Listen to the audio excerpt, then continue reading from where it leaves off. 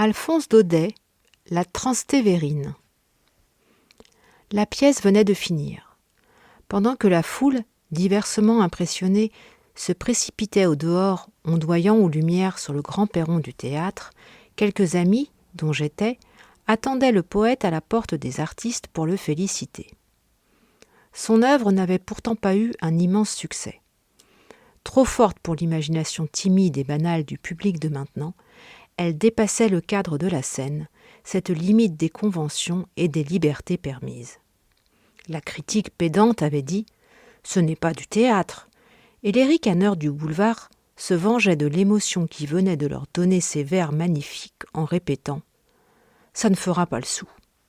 Nous étions fiers de notre ami qui avait osé faire sonner, tourbillonner, ces belles rimes d'or tous les seins de sa ruche autour du soleil factice et meurtrier du lustre, et présenter des personnages grands comme nature, sans s'inquiéter de l'optique du théâtre moderne, des lorgnettes troubles ni des mauvais yeux. Parmi les machinistes, les pompiers, les figurants en cache-nez, le poète s'approcha de nous, sa grande taille courbée en deux, son collet relevé frileusement sur sa barbe grêle et ses longs cheveux déjà grisonnants. Il avait l'air triste. Les applaudissements de la claque et des lettrés, restreints à un coin de la salle, lui prédisaient un nombre très court de représentations, les spectateurs choisis et rares, l'affiche vite enlevée sans laisser à son nom le temps de s'imposer. Quand on a travaillé pendant 20 ans, qu'on est en pleine maturité de talent et d'âge, cette résistance de la foule à vous comprendre a quelque chose de lassant, de désespérant. On en vient à se dire « Ils ont peut-être raison ». On a peur, on ne sait plus. Nos acclamations, nos poignées de main enthousiastes le réconfortèrent un peu. « Vraiment, vous croyez ? C'est si bien que cela ? C'est vrai que j'ai fait tout ce que j'ai pu. » Et ses mains brûlantes de fièvre s'accrochaient aux nôtres avec inquiétude. Ses yeux pleins de larmes cherchaient un regard sincère et rassurant. C'était l'angoisse suppliante du malade demandant au médecin « N'est-ce pas que je ne vais pas mourir ? Non, poète, tu ne mourras pas. » Les opérettes et les féeries qui ont des centaines de représentations, des milliers de spectateurs, seront oubliés depuis longtemps, envolés avec leur dernière affiche, que ton œuvre restera toujours jeune et vivante. Pendant que sur le trottoir désert, nous étions là à l'exhorter, à le remonter, une forte voix de contralto éclata au milieu de nous, trivialisée par l'accent italien. Et l'artiste, assez de poeggi, allons manger l'estufato. En même temps, une grosse dame entourée d'une capeline et d'un tartan à carreaux rouges vint passer son bras sous celui de notre ami, d'un mouvement si brutal, si despotique, que sa physionomie, son attitude en furent tout de suite gênées. « Ma femme, nous dit-il, puis se tournant vers elle avec un sourire hésitant, « si nous les emmenions pour leur montrer comment tu fais l'estufato ?» Prise par son amour-propre de cordon bleu, l'Italienne consentit assez gracieusement à nous recevoir. Et nous voilà partis, 5 ou 6 avec eux, pour aller manger du bœuf à l'étouffée sur les hauteurs de Montmartre où ils habitaient. J'avoue que j'avais un certain désir de connaître cet intérieur d'artiste. Notre ami, depuis son mariage, vivait très retiré, presque toujours à la campagne, mais ce que je savais de sa vie tentait ma curiosité. Il y avait 15 ans de cela, dans toute la ferveur d'une imagination romantique, il avait rencontré aux environs de Rome une superbe fille dont il était devenu très amoureux. Maria Assunta habitait avec son père et toute une nichée de frères et de sœurs, une de ces petites maisons du Transtévère qui ont les pieds dans le Tibre et un vieux bateau de pêche au ras de leurs murs. Un jour, il aperçut cette belle Italienne, les pieds nus dans le sable, avec sa jupe rouge aux plis collants, ses manches de toile bise relevées jusqu'aux épaules, retirant des anguilles d'un grand filet ruisselant. Les écailles luisantes dans les mailles pleines d'eau, le fleuve d'or, la jupe écarlate, ses beaux yeux noirs, profonds, pensifs, dont la rêverie s'assombrissait de tout le soleil environnant, frappèrent l'artiste, peut-être même, un peu vulgairement, comme une estampe de romance à la devanture d'un éditeur de musique. Par hasard, la fille avait le cœur libre, n'ayant encore aimé qu'un gros chat sournois et roux, grand pêcheur d'anguilles lui aussi, et qui hérissait son poil quand on s'approchait de sa maîtresse.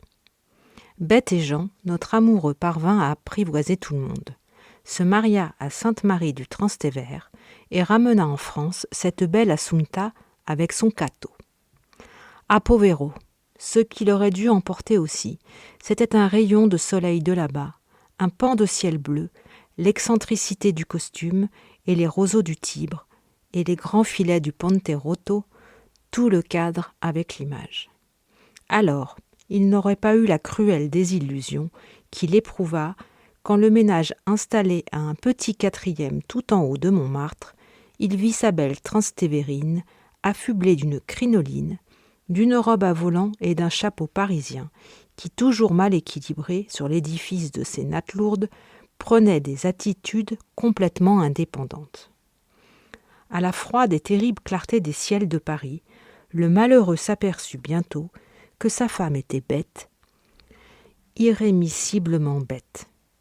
Ses beaux yeux noirs, perdus en des contemplations infinies, ne roulaient pas par une pensée dans leurs ondes de velours. Ils brillaient animalement du calme de la digestion, d'un heureux reflet du jour, rien de plus. Avec cela, la dame était grossière, rustique, habituée à conduire d'un revers de main tout le petit monde de la cabane, et le moindre résistance lui causait des colères terribles. Qui eût dit que cette belle bouche, contractée par le silence dans la forme la plus pure des visages antiques, s'ouvrait tout à coup pour laisser passer l'injure à flots pressés, tumultueux. Sans respect d'elle ni de lui, tout haut, dans la rue, en plein théâtre, elle lui cherchait querelle, lui faisait des scènes de jalousie épouvantables.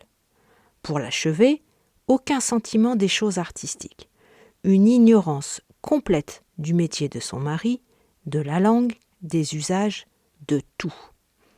Le peu de français qu'on lui apprit, ne servant qu'à lui faire oublier l'italien, elle arriva à se composer une espèce de jargon mi-parti qui était du plus haut comique. Bref, cette histoire d'amour, commencée comme un poème de Lamartine, se terminait comme un roman de Champfleury. Après avoir longtemps essayé de civiliser sa sauvagesse, le poète vit bien qu'il fallait y renoncer.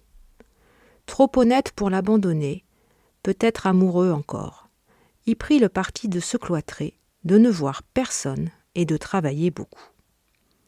Les rares intimes qu'il avait admis dans son intérieur s'aperçurent qu'il le gênait et ne vinrent plus. C'est ainsi que depuis 15 ans, il vivait enfermé dans son ménage comme dans une logette de lépreux.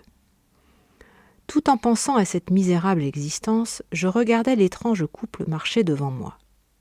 Lui, frêle, long, un peu voûté. Elle, carrée, épaisse, secouant des épaules son châle, qui la gênait, indépendante dans sa marche comme un homme. Elle était assez gaie, parlait fort, et de temps en temps se retournait pour voir si nous suivions, appelant ceux d'entre nous qu'elle connaissait, très haut, familièrement, par leur nom, en cédant de grands gestes, comme elle aurait hélé une barque de pêche sur le Tibre. Quand nous arrivâmes chez eux, le concierge, furieux de voir entrer à une heure indue toute une bande bruyante, ne voulait pas nous laisser monter. Entre l'italienne et lui, ce fut dans l'escalier une scène terrible. Nous étions tous échelonnés sur les marches tournantes, à demi éclairés par le gaz qui mourait, gênés, malheureux, ne sachant pas s'il fallait redescendre. « Venez vite, montons, nous dit le poète à voix basse, et nous le suivîmes silencieusement, pendant qu'appuyée à la rampe qui tremblait de son poids et de sa colère, l'italienne égrenait un chapelet d'injures où les imprécations romaines alternaient avec le vocabulaire des boulevards extérieurs. Quelle rentrée pour ce poète qui venait d'agiter tout le Paris artistique et gardait encore dans ses yeux enfiévrés l'éblouissement de sa première. Quel rappel humiliant à la vie. Ce fut seulement près du feu de son petit salon que le froid glacial causé par cette sotte aventure se dissipa. Et bientôt, Nous n'y aurions plus pensé sans la voix éclatante et les gros rires de la signora qu'on entendait dans la cuisine raconter à sa bonne comment elle avait secoué cette espèce de choulateau. Le couvert mis, le souper préparé, elle vint s'asseoir au milieu de nous, sans châle, sans chapeau ni voile, et je pus la regarder à mon aise. Elle n'était plus belle. La figure carrée, le menton large, épaissi, les cheveux grisonnants et gros, surtout l'expression vulgaire de la bouche, contrastaient singulièrement avec l'éternelle et banale rêverie des yeux. Les deux coudes appuyés sur la table, familière et avachie, elle se mêlait à la conversation sans perdre un instant de vue son assiette. Juste au-dessus de sa tête, fière par des mélancoliques vieilleries du salon, un grand portrait, signé d'un nom illustre, s'avançait de l'ombre. C'était Maria Assunta, à 20 ans. Le costume de pourpre vive, le blanc laiteux de la guimpe plissée, l'or brillant des bijoux abondants et faux, faisaient magnifiquement ressortir l'éclat d'un teint de soleil, l'ombre veloutée des cheveux épais plantés bas sur le front, et qu'un duvet presque imperceptible rattachait à la ligne superbe et droite des sourcils. Comment cette exubérance de beauté et de vie avait-elle pu arriver à tant de vulgarité ? Curieusement, pendant que la Transtévérine parlait, j'interrogeais sur la toile son beau regard, profond et doux. La chaleur de la table l'avait mise de bonne humeur. Pour ranimer le poète, à qui son insuccès mêlé de gloire serrait doublement le cœur, elle lui donnait de grandes claques dans le dos, riait la bouche pleine, disant en son affreux jargon que ce n'était pas la peine pour si peu de se flanquer la tête en bas du campanile del Domo. « Pas vrai, il Cato !» ajoutait-elle en se tournant vers le mieux matou, perclus de rhumatisme, qui ronflait devant le feu.